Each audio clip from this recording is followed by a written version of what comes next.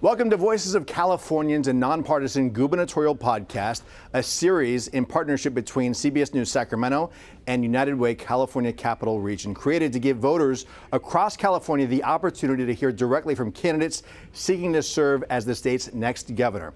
I'm Steve Large with CBS News Sacramento, and joining me is the president and CEO of United Way California Capital Region, Dr. Dawnté Early. Thank you so much, Steve. These conversations focus on the issues facing Californians and are designed to support, inform, and engage voters. At United Way California Capital Region, our work starts with a simple belief. When people have access to opportunity and when communities are connected and supported, everyone benefits. Opening up a dialogue on issues that are impacting communities all across our state gives voters the opportunity to hear directly from the candidates on their vision for the future of California. Any views expressed in these videos are those of the participating candidates and not CBS News Sacramento's or United Way's. Participation in this conversation is not intended as an endorsement of any candidate. Now let's quickly discuss how candidates were identified and the rules. Because this is an educational forum, United Way has established clear, neutral, and objective criteria to determine which candidates were invited to participate. In a state as large and diverse as California, many people feel called to serve, and that's a good thing. More than 100 individuals have taken steps to run for governor in 2026. At the same time, our responsibility is to create a process that is fair, practical, and focused on helping voters learn. To remain nonpartisan and transparent, we adopted clear, objective inclusion criteria that are applied consistently to all candidates. So to be eligible for an invitation to participate, candidates were required to meet all of the following by March 5th, 2026.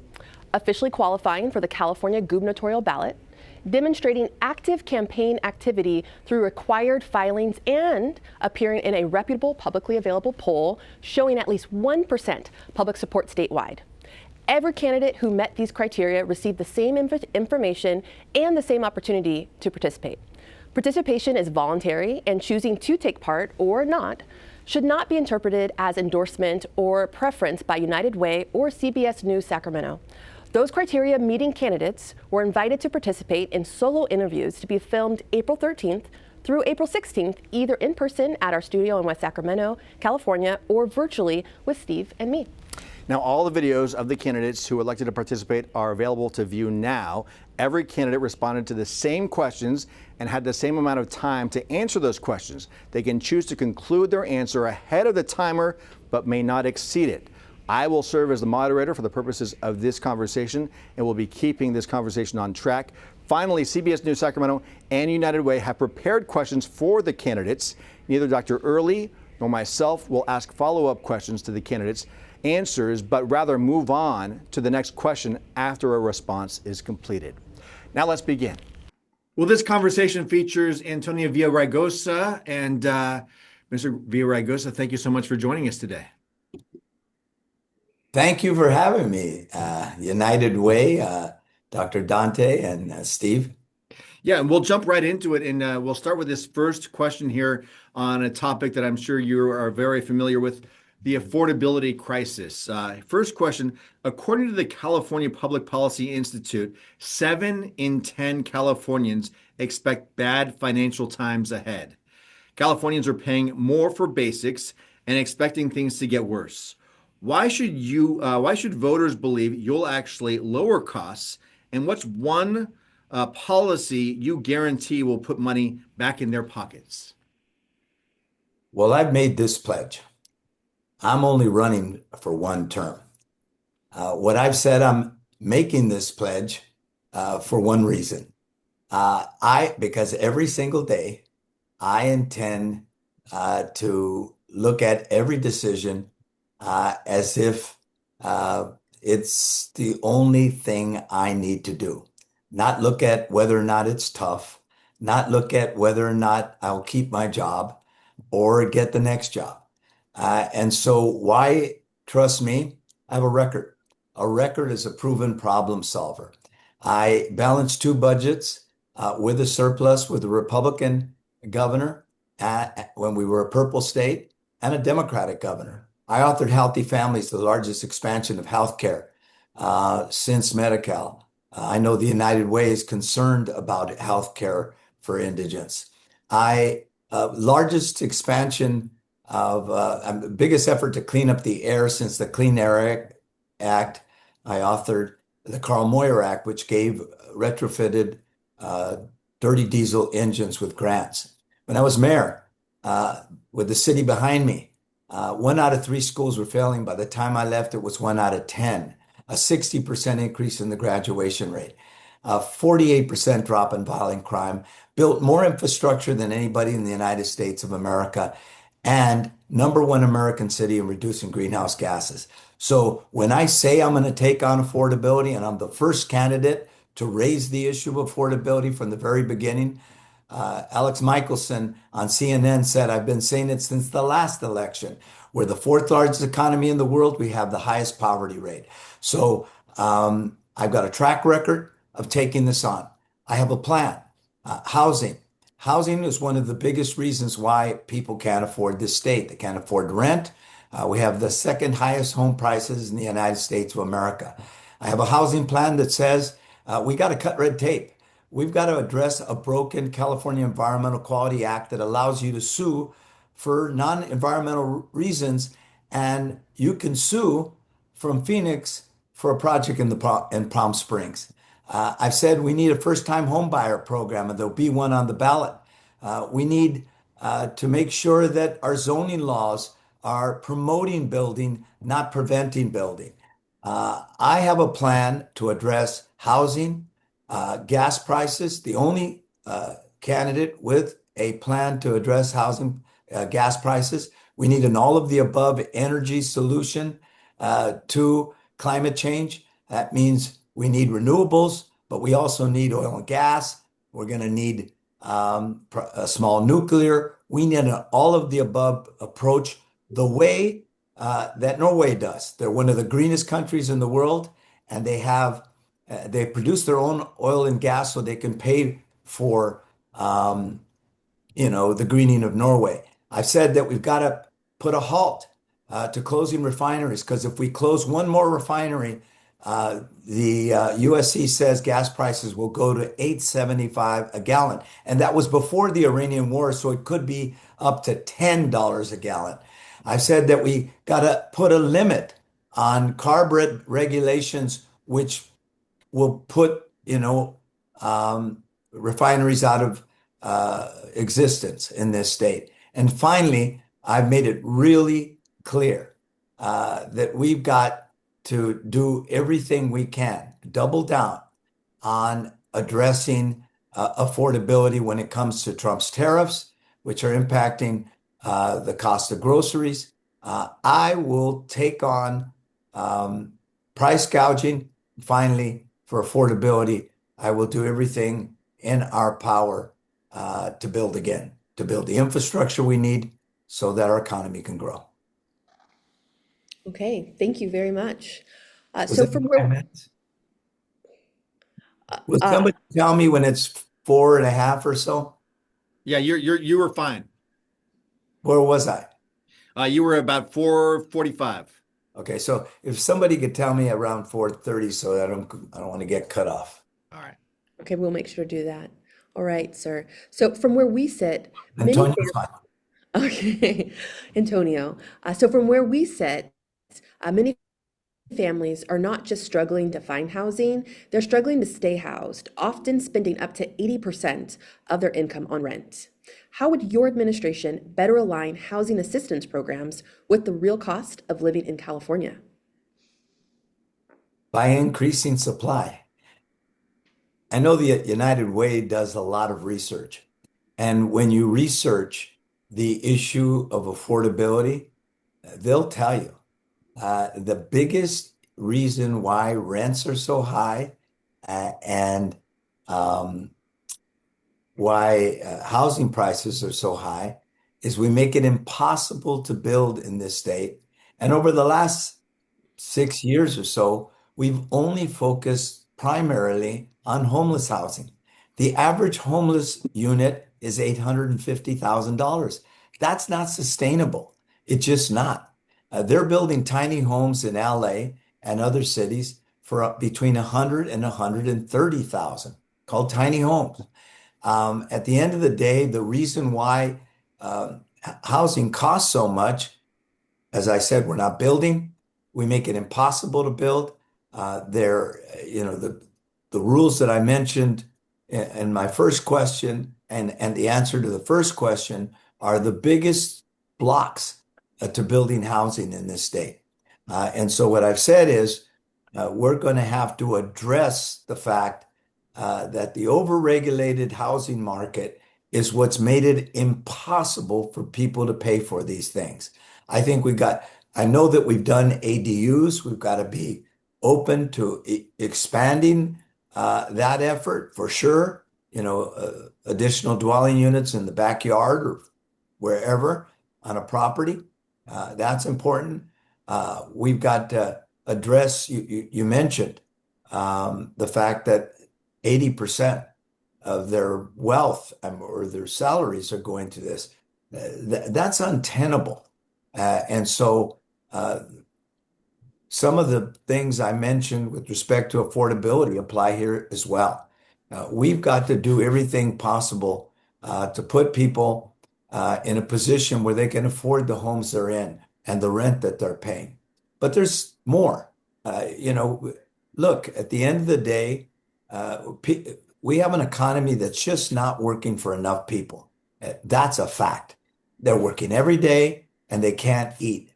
So what I've said is we've got to give people focus on skills, workforce training for jobs that exist currently unfilled. That's another way to help people pay rent and have enough for the housing they're in to get them the kind of jobs that are available if people have the skills to meet them. All right. Next question is focused on Medi-Cal and the program Cal-AIM.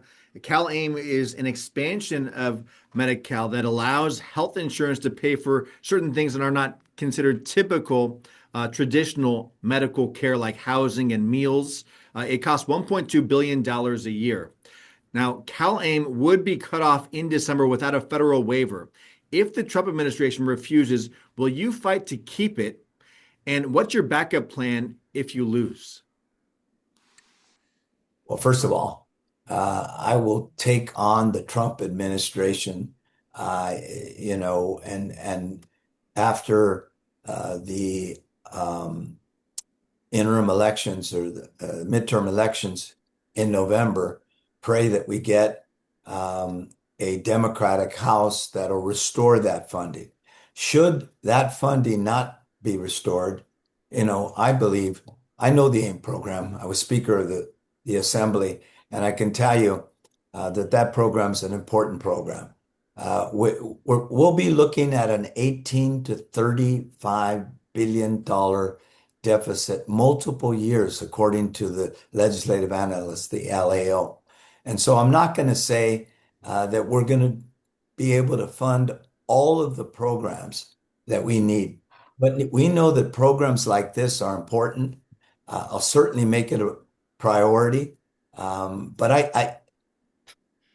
I won't misrepresent. One of the reasons why people hate politicians, Steve and Dawnté, is because they say whatever people want to hear. The next governor is going to have to live within their means. But the safety net's always been important. And so I will focus on that safety net, and the AIM program is part of that safety net. Because as you said, it might not be traditionally within what we call Medi-Cal. We know, just the LAO has actually said, one of the programs that works in the $24 billion they sent, I'm hoping you're going to ask me about homelessness at some point, is renter assistance programs, so they don't go homeless in the first place. So either through AIM or some other effort, I intend to double down on that effort. Thank you. All right. So through our work, we see that even small increases in income can make meaningful difference for families, helping them stay housed, keeping their jobs, and support their children. What role should the state play in strengthening income stability for working families? Well, I think one of the things we have to be strategic about the jobs of the future and train people, uh, develop workforce training programs that help people uh, develop the skills they need for the jobs of the future that pay more than they're currently making.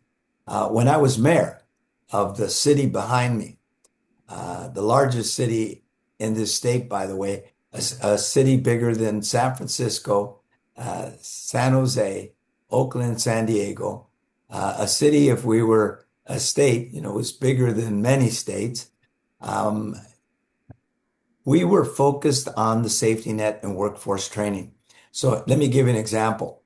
We were pretty down on the totem pole in our workforce training programs. And by the time I left, I think we funded about 33. In fact, we worked with the United Way in LA on some of those efforts. So that's one area. Two, we got to do a much better job educating our kids. We have the highest dropout rate in the United States of America, along with Louisiana. We're in the mid 30s in reading and math. We've got to give people the skills they need for the good jobs so they're not in that position. But when they are, I absolutely believe in protecting that safety net. Part of our problem today is we have an economy that's not working for enough people. They're working every day. They're playing by the rules. Some of them are working two jobs and they can't afford to live here. So addressing affordability is connected to all of this, is why I've raised that issue from the beginning. But where we're doing everything, and again, have a record as a proven problem solver, doing everything to drive down affordability, we may still have to protect that safety net, and we will. And I'm certainly committed to doing that. Next subject here, federal funding cuts and backfilling. California counties have recently said that the President Trump's big, beautiful bill will cut federal funding 9.5 billion a year for them. How exactly will you backfill those federal dollars? Steve, I'm not a demagogue. And so I'm not going to say just what people want to hear. We're looking at up to $35 billion deficit. Why me? I'm a grown up. I've been Speaker of the Assembly and I've been a mayor. And the one thing I get, we will not be able to backfill everything. But I can commit to you this, Steve and Dawnté. I could commit to you that the safety net has always been my priority.